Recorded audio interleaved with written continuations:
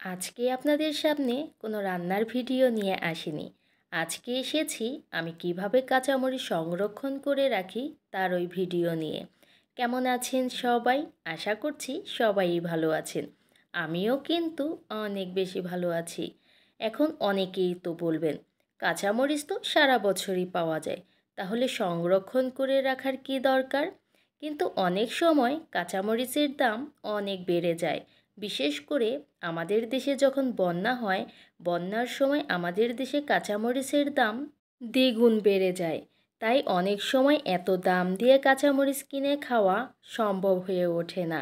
তাই আমি চেষ্টা করি যখন কাঁচামরিচের দাম 50 টাকা কেজি হয়, তখন মোটামুটি অনেকটা পরিমাণের কাঁচামরিচ সংরক্ষণ করে রাখার। আপনারা চাইলেও আমার মতো 1 বছরের জন্য কাঁচামরিচ সংরক্ষণ করে রাখতে পারেন।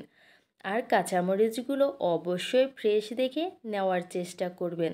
যে কোনো জিনিস সংরক্ষণ করে রাখতে হলে অবশ্যই ফ্রেশ দেখে নিতে হয়। আমিও এখানে ফ্রেশ দেখেই কাঁচামরিচগুলো নিয়েছি। আমি এখানে প্রথমে কাঁচামরিচগুলোর বোটা ছাড়িয়ে নিচ্ছি।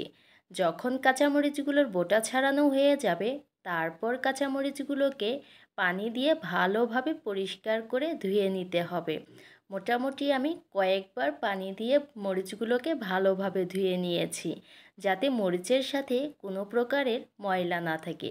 যেহেতু আমি 1 বছরের জন্য সংরক্ষণ করে রাখবো, তাই ভালোভাবে পরিষ্কার করে তারপরে ফ্রিজে রেখে দিলে মোটামুটি 1 বছর ফ্রিজে সংরক্ষণ করে রাখা যাবে। আমি প্রতি বছর তাই করি। যখন মরিচের দাম অনেকটা কম থাকে, তখন আমি এইভাবে ফ্রিজে সংরক্ষণ করে রাখার চেষ্টা করি। তো মরিচগুলো ভালোভাবে ধুয়ে পানিটা ঝরিয়ে নিলাম। পানিটা ঝরানো হয়ে যাওয়ার পরে আমি একটা পাত্রে মরিচগুলো নিয়ে নিলাম। মরিচের ওপর কিন্তু তারপরেও হালকা পানি আছে। যেহেতু মরিচের ওপরে হালকা পানি আছে এবং মরিচগুলো আমি 1 বছরের জন্য সংরক্ষণ করব, তাই ওপরের যে অবশিষ্ট পানিটা আছে সেটা টিস্যুর সাহায্যে আমি একদম পানিটাকে মুছে নিব। মানে মরিচের মাঝে যেন কোনো ধরনেরই পানি না থাকে। যেহেতু মরিচের ওপরে কোনো ধরনের পানি রাখা যাবে না, তাই টিস্যুর সাহায্যে আমি মরিচগুলোকে একদম শুকনো করে নেওয়ার চেষ্টা করছি। তো আপনারা কিন্তু দেখতেই পারছেন আমি টিস্যুর সাহায্যে কিভাবে মরিচ থেকে অবশিষ্ট পানিটা মুছে নিচ্ছি। আপনারাও চাইলে যখন মরিচের দাম অনেক কম থাকে, তখন আমার মতো এইভাবে ফ্রিজে সংরক্ষণ করে মোটামুটি 1 বছর রেখে দিতে পারেন। তাহলে যখন মরিচের দাম অনেক বেড়ে যাবে, সেক্ষেত্রে কিন্তু বেশি দাম দিয়ে মরিচ কিনে খাওয়ার প্রয়োজন পড়বে না।